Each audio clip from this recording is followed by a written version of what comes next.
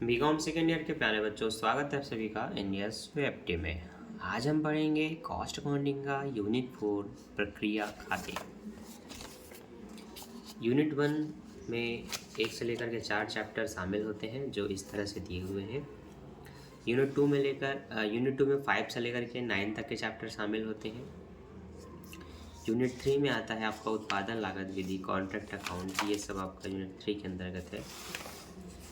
Unit 4 जो होता है वो होता है प्रक्रिया खाते। तो यहाँ पर प्रक्रिया लागत विधि, प्रक्रिया लागत विधि, प्रक्रिया लागत विधि करके इसके 3 चैप्टर हैं, जिसके अंतर्गत आपको सारे टॉपिक धीरे धीरे करके सीखने हैं। कुछ में थ्योरी होती है, कुछ में प्रैक्टिकल होता है। तो जो सबसे पहला चैप्टर है इसका, चैप्टर 14, पृष्ठ नंबर 484, यहाँ पर आज हम देखेंगे आपके यूनिट 4 का पहला चैप्टर। अभी मैं उन चैप्टर्स को पढ़ा रहा हूँ जो एग्ज़ाम के दृष्टि से बहुत इंपॉर्टेंट है और आपके एग्ज़ाम में अकेले 15 नंबर के आने वाले हैं। सेकेंड ईयर में चूँकि बहुत सारे आपके अकाउंट्स के, मैथमेटिक्स के चैप्टर हो जाते हैं, तो मैं आपको यही सलाह दूंगा, इम्पॉर्टेंट टॉपिक्स को पढ़िए ताकि कम से कम समय में आपकी अच्छे से सभी विषय की तैयारी हो जाए। अगर आप इस 2 ही 3 विषय में अगर पूरा साल बर्बाद कर देते हैं तो फिर बाकी में क्या ही पढ़ेंगे, क्या ही बना पाएंगे, क्या नंबर लाएंगे। इसलिए आपको थोड़ा ध्यान देना है, ठीक है। चलिए देखिए, उप कार्य करके चैप्टर 13 दिया हुआ है। इसी के बाद से जो शुरू होगा वो आपका होगा यूनिट 4 प्रक्रिया लागत विधि, ठीक है। यूनिट 4 यहाँ टॉप में लिख दिया गया है ताकि आप समझ सकें। प्रक्रिया लागत विधि को ही प्रोसेस अकाउंटिंग या प्रोसेस कॉस्टिंग बोलते हैं। बच्चे 2 तरह से सर्च करते हैं, या तो प्रक्रिया खाते जिसको प्रोसेस अकाउंट कहते हैं, या फिर प्रोसेस कॉस्टिंग करके सर्च करते हैं। तो आपको जैसा ठीक लगे आप सर्च कर सकते हैं। मैं कुछ वीडियो प्रोसेस अकाउंट करके डालूंगा, कुछ वीडियो प्रोसेस कॉस्टिंग करके डालूंगा। वैसे आप प्लेलिस्ट चेक करेंगे तो आपको आसानी से मिल जाएगा। प्रक्रिया लागत विधि के अंतर्गत आपको क्या समझना है, एक छोटा बेसिक सा इसकी एक आशय समझा दूँ। प्रक्रिया लागत विधि के अंतर्गत हम ये जानने की कोशिश करते हैं कि जब किसी वस्तु के निर्माण के अंतिम चरण आते हैं तो उस अंतिम चरण पर उसमें जो भी खर्च होते हैं, जो उसकी लागत को बढ़ाते हैं, वह प्रक्रिया लागत विधि के अंतर्गत पढ़े जाते हैं। आप एक डेफिनेशन पढ़ेंगे जो इसने दिया है, बुक ने अपने शब्दों में लिखा है। प्रक्रिया लागत विधि से आशय परिव्यय की उस प्रणाली से है जहाँ किसी वस्तु को अंतिम निर्माण की स्थिति में लाने के लिए कई प्रक्रियाओं से निकालना पड़ता है। अंतिम निर्माण में लाने के लिए कई प्रक्रियाओं से निकालना पड़ता है या गुजरता है। प्रत्येक प्रक्रिया को एक लागत केंद्र के रूप में माना जाता है। प्रत्येक प्रक्रिया की लागत का एकत्रीकरण किया जाता है और प्रति इकाई लागत का निर्धारण किया जाता है। इस हेतु एक सूत्र का प्रयोग किया जाता है, जिसे इंग्लिश में लिखा गया है cost per unit of H process equal cost of output in the process divided by number of unit in the process. आपको माल की एक्चुअल लागत जाननी होती है, तो जितने भी ऊपरी खर्च हुए हैं किसी वस्तु पर, किसी वस्तु को निर्माण करने में, उनके साथ number of units in the process, जितने यूनिट के नंबर मतलब जितनी इकाइयाँ होती हैं उससे उनको भाग देना होता है, ठीक है। प्रक्रिया लागत के अंतर्गत आपको मुख्य रूप से 3 चीज़ों को समझना होता है, 3 चीज़ों को, ठीक है। चलिए मैं आपको बढ़िया से एक्सप्लेन करता हूँ ताकि आपके लिए मन में कोई भी डाउट, आपके मन में कोई भी इसके लिए डाउट ना हो। प्रक्रिया खाते, अभी मैं आपको समझाने वाला हूँ प्रक्रिया खाते। प्रक्रिया खाते को ही आप प्रोसेस अकाउंट बोलते हैं।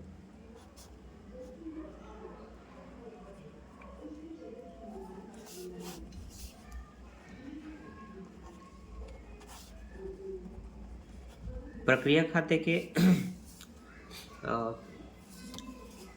2 पक्ष होंगे, एक उसका डेबिट होगा, एक उसका क्रेडिट पक्ष होगा। डेबिट पक्ष में 3 चीज़ें मुख्य रूप से आपको लिखनी होती हैं। सबसे पहला होता है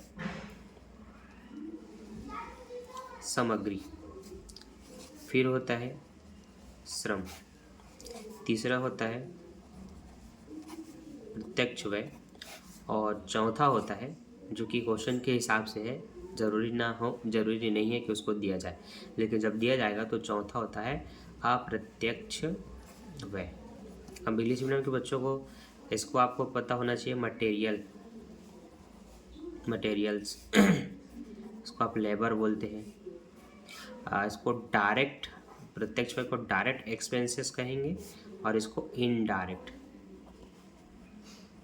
एक्सपेंसेस कहते हैं। ठीक, इन सभी का जब टोटल आप करेंगे सभी को, तो वो अगले प्रक्रिया में ट्रांसफ़र हो जाती है। प्रक्रिया एक नहीं होती, कई प्रक्रियाओं से गुजरना पड़ता है, जिसको आप एक्स वाई जेड मान सकते हैं या ए बी सी। तो इस तरह से एक नहीं, एक से ज़्यादा प्रक्रियाओं से इनको गुजरना पड़ता है। तो सभी में अपनी अपनी सामग्री लगेगी, सभी में अपना अपना श्रम लगता है, सभी में प्रत्यक्ष व्यय होते हैं या अप्रत्यक्ष भी व्यय होता है। तो जब इनका टोटल करेंगे आप, तो वो ट्रांसफ़र होता है अगली प्रक्रिया में। तो मान लेते हैं आपने ए का बनाया, तो यहाँ पर जो टोटल आएगा वो बी को ट्रांसफ़र होगा। तो बाय बी प्रोसेस अकाउंट या बी प्रक्रिया खाते को बोल के आपको इस तरह ट्रांसफ़र करना होता है। ठीक, जब आप अगली प्रक्रियाओं पे गुजरेंगे, जब आप बी पे आएंगे, तो फिर से वही आपको कॉलम बनाना होगा बी प्रक्रिया के लिए। फिर से आप उसका सामग्री मतलब मटेरियल्स है ना, श्रम मतलब लेबर, प्रत्यक्ष व्यय मतलब डायरेक्ट एक्सपेंसेस, और अप्रत्यक्ष व्यय अगर आप लिखते हैं अप्रत्यक्ष व्यय, तो इन डायरेक्ट एक्सपेंसेस को आपको लिखना होगा। यहाँ पर जो टोटल होगा इनका वो ट्रांसफ़र होगा अगले में सी को। तो सी को बोल के आपको, सी खाते को मतलब प्रक्रिया को बोल के ट्रांसफ़र कर देना है। ठीक है, तो इसी तरह से इसके खाते आपको बनाने होते हैं। अब मैंने बताया था प्रत्यक्ष व्यय दिया रहेगा, अप्रत्यक्ष व्यय के लिए डाउटफुल है विषय है कि उस क्वेश्चन में वो दिया जा रहा है कि नहीं। ठीक, तो उदाहरण के लिए उदाहरण नंबर 1 हम देखेंगे, जो कि आपको यहाँ दिया हुआ है। देखिए, सभी बच्चे इस उदाहरण पे ध्यान देंगे, नोटिस करेंगे क्या बोला जा रहा है। बोला जा रहा है कि एक उत्पाद 3 प्रक्रियाओं से गुजरता है, प्रक्रिया अ, ब और स। 1000 टन का उत्पादन हुआ, लागत बताइए निम्न प्रकार आपको दी गई है। तो सामग्री है 3000 का प्रक्रिया ए में, श्रम है 1500 का और निर्माण व्यय है 1500 का, है ना। मैन्युफैक्चरिंग व्यय कहलाता है, निर्माण व्यय आपको पता होना चाहिए। बी में कितनी सामग्री लगी 1500 का, श्रम कितना लगा 3000 का और निर्माण व्यय कितने हुए 4500 के। सी प्रक्रिया में सामग्री लगी 1500 का, लेबर लगा 5250 का और निर्माण व्यय भी 5250। सबकी अलग अलग क्षमता होती है, सभी के अलग अलग प्रोसेस है, सभी में अलग अलग श्रम लगे हैं, अलग अलग सामग्री लगी है। यह माने कि न तो प्रारंभ में व न तो अंत में कोई चालू कार्य था। ठीक है, न तो प्रारंभ में था, न तो कोई अंत में था।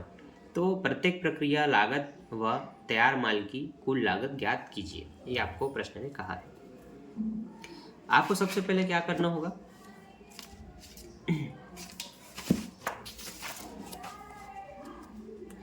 प्रोसेस अकाउंट बनाना है या प्रक्रिया खाते बनाना है। किसका, ए का। ठीक है, तो आप यहाँ लिखेंगे सामग्री, जिसको आप कहेंगे मटेरियल। कितने का लगा है बच्चों 3000 का, तो आप यहाँ अमाउंट में लिख देंगे 3000। फिर आप लिखेंगे लेबर मतलब श्रम, कितने का लगा है बच्चों 1500 का, तो आप लिख देंगे 1500। फिर आप लिखेंगे मैन्युफैक्चरिंग एक्सपेंसेस मतलब निर्माण व्यय, ये भी कितना है 1500 है। कुल मिला कितना हुआ 3 और ये 3 3 6000, कितना हुआ है 6000। यही 6000 अगले को ट्रांसफ़र हो जाता है, मैंने आपको समझाया था। किसको जाएगा, बी को।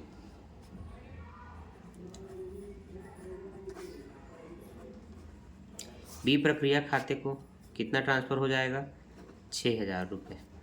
ठीक है, और यही 6000 से दोनों साइड को आप बैलेंस कर देंगे।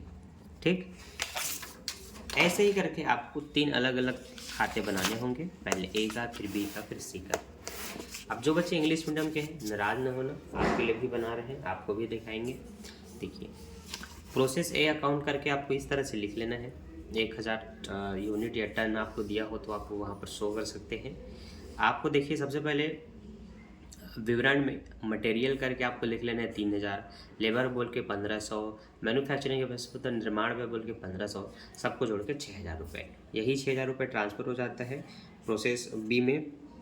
तो बाय प्रोसेस बी अकाउंट करके 6000 रुपये यहाँ देखिए लिख दिया गया है। अब सामने में कॉस्ट पर टन क्यों लिखा है बता रहा हूँ। किसी किसी प्रश्न में पर टन का भी ज्ञात कीजिए ऐसा पूछा जाता है। आपको टोटल टन यहाँ दिया रहेगा, कुल कितने टन का उत्पादन हुआ, जैसे कि 1000 टन दिया हुआ है, पर टन में कितने श्रम सामग्री लगी ये जानना है। तो कुछ नहीं, जितना भी मटेरियल दिया हो, जितना भी श्रम दिया हो, उनको जितना टन दिया हो उससे भाग दे दो। 1000 टन दिया है तो 3000 को 1000 से भाग दो, 3 जीरो कट गए, 3 बचेगा। तो देखो पहला मटेरियल का पर टन कितना, 3 रुपये लगा, आप ये बता सकते हैं। हर एक टन की लागत कितनी होगी, 3 रुपये। श्रम भी 1500 लगा है, 1000 से भाग दोगे तो यहाँ पर दशमलव लग जाएगा, इसीलिए 1.5 लिखा है, 1.50 समझ सकते हैं उसको। तो 1.5 रुपये का पर टन उस पर श्रम लगा है। मैन्युफैक्चरिंग एक्सपेंसेस भी 1.5 रुपये ही लगा है। तो वो कोई बहुत बड़ी बात नहीं है, आपको बस ये पता होना चाहिए जितना टन दिया गया हो उससे उसको भाग दे देना है। जो भी दशमलव रूप में आपको मिलेगा वो आपको यहाँ पर टन में लिख देना है। यहाँ पर कुल 6000 को अगर आप वही 1000 से भाग देंगे तो 6 रुपये निकलेगा, इसलिए 6 रुपये यहाँ लिखा है। मेन था आपको खाते के प्रोसेसिंग को समझना कि कहाँ पर क्या लिखा जाता है एग्जैक्ट। अगर आपको ये क्लियर है तो अब आते हैं हम बी खाते में। बी खाते जब आप बनाएंगे, मतलब बी प्रोसेस अकाउंट बनाएंगे, तो यहाँ जो भी था टोटल अमाउंट उसको उठा करके यहाँ पर लिखेंगे कहाँ से आया है, ए से आया है। तो प्रोसेस ए करके आपको यहाँ 6000 रुपये लिख लेना है, जो ए का जो भी टोटल हुआ था उसको। ट्रांसफर बी में होता है तो उस वाले में बी बोल के लिखना है, पर इस वाले में ए बोल के दिखाना है। किससे आया, ए से आया बोल के। बी में खुद का नाम जिक्र नहीं किया जाएगा, इसलिए टू प्रोसेस ए करके आपको 6000 रुपये लिख लेना है। अब देखिए बी का कितनी मटेरियल लगी थी आपको वो भी पता होना चाहिए। बी का मटेरियल 1500, श्रम 3000, 4500 के मैन्युफैक्चरिंग एक्सपेंसेस। तो देखो बी का मटेरियल लिख दिया 1500, लेबर लिख दिया 3000, मैन्युफैक्चरिंग एक्सपेंसेस 4500। अब सबको जोड़ देना है, तो 6 3 9 और 1 10, 4 14 और 1 15,000, टोटल 15,000 हो रहा है। इसी 15 को सी में ट्रांसफ़र करेंगे, बाय प्रोसेस सी अकाउंट करके 15,000 रुपये लिख देंगे। वही 1-1000 से सबको डिवाइड करेंगे, आपका पर टन जो निकलेगा आपको सामने में शो कर देना है। ठीक, अब ये ट्रांसफ़र होगा सी को, तो जब सी का बनेगा तो यहाँ बी से आ रहा है तो आपको टू प्रोसेस बी बोल के दिखाना है सबसे पहले उस 15,000 के अमाउंट को, टू प्रोसेस बी। अब सी का जो था आप देख सकते हैं, सी का यहाँ पर लिखा है 1500, 5250, 5250। तो देखिए सामग्री मटेरियल करके आपको 1500, लेबर का श्रम का 5250, मैन्युफैक्चरिंग एक्सपेंसेस मतलब निर्माण व्यय का 5250, कुल मिला के 27,000 हुआ। तो यहाँ ट्रांसफ़र हो जाएगा। हाँ, अब किसी तीसरे को और चौथा कोई नहीं होता तो बाय फिनिशिंग स्टॉक बोल के लिख देना है। ठीक है, यहाँ से ये समाप्त हो गया तो फिनिशिंग स्टॉक बोल के आपको 27,000 रुपये यहाँ पर शो कर देना है। और वही पर टन 1000 से भाग करेंगे, 27 रुपये निकल जाएगा और यहाँ से इसकी पूरी प्रक्रिया समाप्त हो गई। तो फिनिशिंग अमाउंट आपको जानना था कि अंतिम उत्पादन लागत क्या हुआ, तो 27,000 रुपये का हुआ, पर टन के हिसाब से 27 रुपये हुआ। बस यहाँ से इसका खेल खत्म हो गया। इतना ही जानना था आपको प्रक्रिया खाते में। आपने देखा होगा कि बहुत सरल है, बहुत ही ज़्यादा सरल है और आपको सरल लगा भी होगा, क्योंकि मैं ऐसे समझाता हूँ ताकि कोई भी टॉपिक आपको क्रिटिकल ना लगे, आप बहुत ही सरल वे में इसको समझ सकें। ठीक है, इसी तरह से और भी क्वेश्चन को समझने के लिए चैनल को सब्सक्राइब कर चुके हैं तो बेल नोटिफिकेशन को ऑल पे सेट कर लेना, ताकि हर वीडियो की नोटिफिकेशन आपको सबसे पहले मिले और आप जल्द से जल्द वीडियो देख करके क्वेश्चन बनाना सीख लें। चलिए अब मैं आपको बताता हूँ इसके उदाहरण 2 को। उदाहरण 2 भी है, ध्यान दीजिएगा। इसमें वस्तु की 200 इकाइयों का व्यय है। इसमें बताया है कि सामग्री में मैन्युफैक्चरिंग प्रोसेसिंग में लगा है 2000 की सामग्री, श्रम लगा है 1500 का और प्रत्यक्ष व्यय हुआ है 400 रुपये का। रिफाइनिंग प्रोसेस में लगा है 1000 रुपये की सामग्री, 2500 रुपये के श्रम, 200 रुपये के प्रत्यक्ष व्यय। और फिनिशिंग प्रोसेसिंग में जो खर्च हुए हैं, सामग्री लगी है 750 का, श्रम लगा 1000 का और 300 रुपये के प्रत्यक्ष व्यय है, मतलब डायरेक्ट एक्सपेंसेस। कारखाने में इस अवधि में 6,000 रुपये के अप्रत्यक्ष व्यय हुए हैं, जिनमें से इस उत्पादन प्रक्रिया में केवल 2,000 रुपये का व्यय हुआ है। तो अप्रत्यक्ष व्यय को अलग अलग लिखना पड़ेगा, क्योंकि टोटल 2,000 का इन सभी में खर्चों का टोटल अमाउंट 2,000 बताया गया है। अब ये अलग अलग कैसे होगा, चलिए देखिए। सबसे पहले आप मैन्युफैक्चरिंग प्रोसेसिंग में जो हुआ था उसका अकाउंट बनाएंगे। तो मैन्युफैक्चरिंग प्रोसेस अकाउंट बोल के आपको इस तरह से यहाँ लिख देना है। यहाँ पर लिखना है पहले मटेरियल उसका 2,000 लगा था, तो मटेरियल मतलब श्रम से 2,000, लेबर से 1,500 और प्रत्यक्ष व्यय का 400 लिख लेना है। यहाँ पर 200 इकाइयाँ दी गई थी, तो 200 से भाग करेंगे इसको। तो आप भाग आपके सामने मैं करता हूँ ताकि आपको एक एग्जैक्ट अमाउंट मिलते जाए, ठीक है। सबसे पहले हम 2,000 के श्रम को भाग करेंगे 200 से, ठीक है। 2 एकम 2, 2 एकम 2, 2 शून्य शून्य, 10 रुपये बच रहा है, इसलिए पहले आप पर कॉस्ट यूनिट में 10 रुपये लिखेंगे। अब अगला है 1,500। 1,500 को भी 2 से डिवाइड करेंगे, तो 15 का आधा बच्चों 7.5 होता है, तो 7.5 आपको यहाँ दिखेगा। अब है 400 यूनिट, 200 दूनी 400, 2 आया, इसलिए यहाँ पर 2 लिखा है। अब ये कहाँ से आया ये बताता हूँ, ठीक है। देखो, प्रश्न में एक बात बताई जाती है जो लास्ट में आपको पढ़ना होता है। किसी भी प्रक्रिया के अंत में कोई स्टॉक नहीं था, अप्रत्यक्ष व्यय को प्रत्येक प्रक्रिया के श्रम के अनुपात में बांटना है। तो अप्रत्यक्ष व्यय का बंटवारा कैसे होगा, 2,000 रुपये का श्रम के अनुपात में। श्रम का अनुपात क्या है, देखिए श्रम दिया है 1,500, 2,500, 1,000, तो इससे आपको अनुपात निकालना है। 1,500, 2,500, 1,000। 2 जीरो से सबसे पहले 2 जीरो काट लेंगे, तो आपके पास 15, 25 और 10 बचा। सभी का ये 10 से 25 से 15, 5 दिया 15, 5 पंचे 25, 5 दूनी 10। फाइनल जो आपका अमाउंट अनुपात निकला वो 3:5 निकला। तो मान लेते हैं सबसे पहले मैन्युफैक्चरिंग का बांटना है 2,000 में, कि उसका कितना हुआ। तो उसका अनुपात है 3 और इनका योग होगा 3, 5 3 8 2 10, तो 10 से भाग करेंगे इस तरह से, 2 3 6, 2 जीरो मतलब 600 निकला।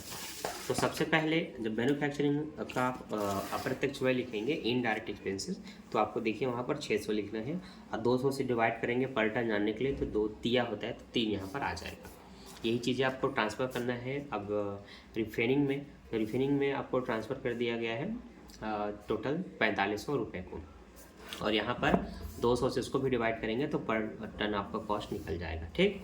अब जब रिफाइनिंग का प्रोसेस अकाउंट आप बनाएंगे तो आप इसको लिखेंगे कि मैन्युफैक्चरिंग से आया 4,500। अब उस समय उसका मटेरियल कितना था, 1,000 का था, उसके श्रम कितने थे, 2,500 के थे, और प्रत्यक्ष व्यय कितने था, 200 का था। और इसका अगर आप निकालेंगे तो आपको पता होना चाहिए कि वही 2,000 रुपये को फिर से आपको लिख लेना है, और इस बार इसका अनुपात कितना है, 5, तो गुणित 5/10 लिखेंगे। 1 जीरो से 1 जीरो काटेगा, और बस 5 दूनी 10, और ये 2 जीरो को उतार देना, मतलब 1,000 रुपये निकला। इसलिए तीसरे में देखेंगे आप 1,000 रुपये लिखा गया, ठीक। सबको जोड़ करके आप यहाँ ट्रांसफ़र कर देंगे, तो 9,200 ट्रांसफ़र हो गया। फिनिशिंग में आएंगे तो अब ये रिफाइनिंग से आया, तो रिफाइनिंग करके आपको यहाँ पर लिख देना है। मटेरियल उसका लिख देना है 750 रुपये, लेबर उसका लिख देना है मतलब श्रम 1,000 रुपये का, और प्रत्यक्ष व्यय इसका लिख देना है 300 रुपये। और अप्रत्यक्ष व्यय आप निकालेंगे 2, उनका अनुपात 2 है, तो 2,000 गुणित 2/10, 0 से फिर 0 कटा, 2 दूनी 4 और 2 जीरो का 2 जीरो, 400 रुपये निकला। तो यहाँ पर आपको 400 रुपये ये लिख देना है अप्रत्यक्ष व्यय। सबको जोड़ के टोटल यहाँ लिख देंगे कि फिनिशिंग में अंतिम जो आपका टोटल अमाउंट आया वो 11,650 रुपये का आया, ठीक। आपके समझने के लिए बता दिया था कि श्रम का अनुपात से ये 3:5:2 का अनुपात निकाला गया है, ठीक। तो इस तरह से प्रोसेस अकाउंट नाम के बनते हैं, प्रक्रिया खाते बनते हैं। ऐसे ही और इम्पॉर्टेंट वीडियो आपको मिलते जाएंगी। बस चैनल को सब्सक्राइब करके बेल नोटिफिकेशन ऑन कर लेना, और हर वीडियो में एक प्यारा सा लाइक करके कमेंट कर देना कि हाँ सर समझ आया कि नहीं। जो भी आपको डाउट है वो, और आपकी कोई भी इंक्वायरी होगी वो भी आप कमेंट में पूछ सकते हैं। इंस्टाग्राम में फॉलो कर सकते हैं, और साथ ही साथ मैंने आपको पोस्टर में लिख करके बताया कि आपको PDF मिल जाएगा, एक एक क्वेश्चन के सॉल्व किए गए PDF, वो इंपॉर्टेंट चैप्टर जो आपके एग्ज़ाम में आते हैं उनके PDF आपको मिलेंगे मात्र 210 रुपये में। तो अभी के लिए बाय, मिलते हैं नेक्स्ट वीडियो में। Thanks for watching.